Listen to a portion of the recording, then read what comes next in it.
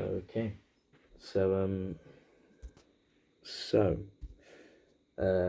last week I believe I listened to the song and tried to pick out some solo notes or some notes that the slide guitar plays.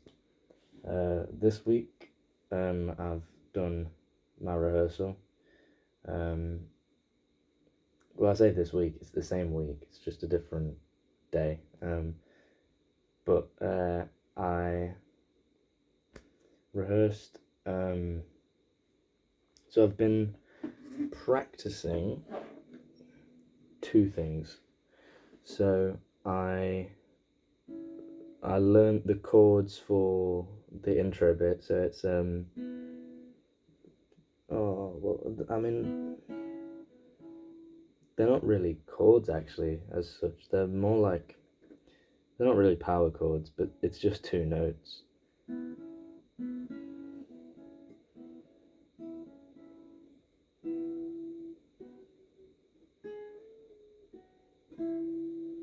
Yeah. So I learned that intro bit, and then it goes into this weird bit where it's like, oh wait.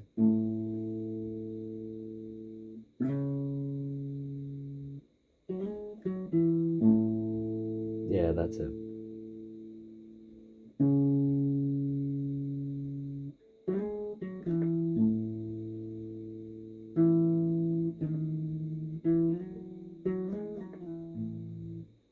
Yeah. That's the verse, I think. But I've noticed that in the second verse, it doesn't do the same thing. Um, so that's something I've got to be aware of. But so I learned those today, and it was important to learn them because obviously I can't just leave out an entire section of the verse. But also, it's not like a hidden away part. You can hear it quite clearly in the mix. So it's not even like it was just for some background decoration. It's a big part of the song. Um, Now I did not learn them by ear. I did actually find a video that sort of walks you through how to play the song in the original key. And he had multiple sources of like tabs in his like description that all said the same thing. So he was just like, here are some options for where you can learn this song if you don't want to watch the video. These are the tabs. But that sort of gave me a bit of confidence because the fact that it's coming from multiple sources, the fact that he's got multiple different websites that have got the tab for it, sort of just gave me the idea that it might actually be the correct tabs. But I did it using tabs because, well, using tabs and the video because I believed that it was the most simple and accurate way of doing it. I didn't want to chance it, and um, like if I'd have done it by ear, there's a possibility that I would have played it in a way that's much more difficult than it had to be, because the thing that I have to play is relatively simple. But if I was trying to find the same notes, there's a chance that I could have found the same notes, but in a different place where maybe it's not as easy to combine those notes because you have to stretch further along the neck, or like there's all sorts of reasons that it's better to do things a simpler way but still maintain that authentic sound. And so yeah, it was sort of just trying to find a balance between those, but I did it because I think it's just the most efficient way of doing it. It took the least amount of time and it gave me the best results possible. Apologies for my dog shaking in the background. But yeah, so that's sort of why I did it. So as well as that, I practiced today. I got the solo with the slide, so I can try and play that now, but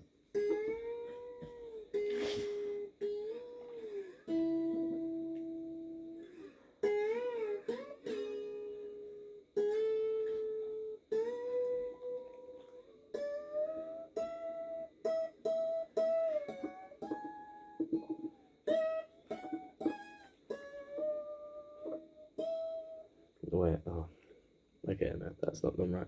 As you can tell, I still need a bit of practice with the solo. Is the like lead riff isn't so difficult. The thing that I've figured out with my fingers in the last rehearsal. But what is actually difficult is the incorporating the slide and then having to play that like sort of country rock solo. Like, it's just a very difficult combination. But I think it might come from sort of my inexperience of using a slide, because I've owned a slide for pretty much the same amount of time as I've had a guitar, but I've just never picked it up. I've never played slide because it's difficult, to be completely honest, and now I sort of have to. So yeah, the biggest challenge and the thing I think I need to work on is when you're playing with a slide, normally the frets decide the note. So, you know, the 5th, 6th, and 7th fret on the high E string are always going to sound the same. No matter where I press on that fret, it's always going to sound the same, because the fret is what changes the sound and not actually my finger.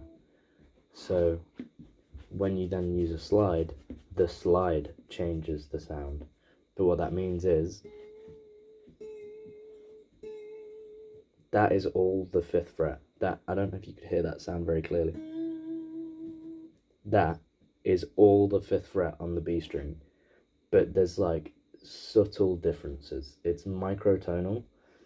So the problem I'm experiencing right now is that when I'm trying to hover over a fret to get the most accurate note possible, when I'm hovering over a fret, sometimes my like posture for my hand, like my hand positioning is probably a more accurate way to describe it, is off.